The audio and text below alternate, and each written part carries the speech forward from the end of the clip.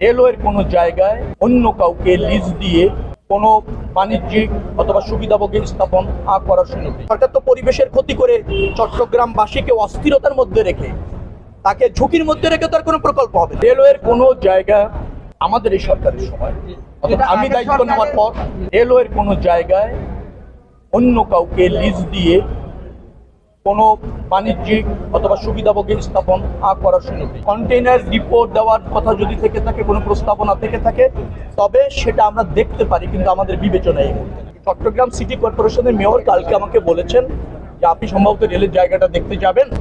তো ওই রেলের জায়গাটা নিয়ে কিছু মানুষ আছে যারা একসময় আন্দোলন করেছিল, তারা হসপিটালটা ওরকমভাবে এখানে চায় না, এইভাবে তিনি বলেছেন।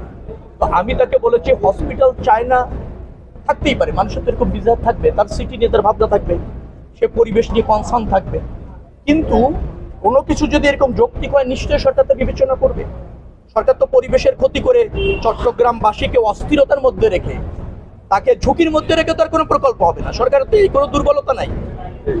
তবে যদি এমন কোনো প্রকল্প হয় যে যেভাবে ক্ষতি ভাবা হচ্ছে প্রকৃতপক্ষে তা না, তার চেয়ে আরো বেশি জনবান্ধব, আরো বেশি চট্টগ্রামের জন্য প্রয়োজন, সেইগুলি বিবেচনা করা দেখা যেতে পারে। কিন্তু সরকার, আমি আবারও বলছি আপনাকে, এই জায়গায় হসপিটাল করতে যাচ্ছে বা বাধ্য বা করবে এরকমই কোনো নিউজ নেই, এরকম কোনো পদক্ষেপ নেই।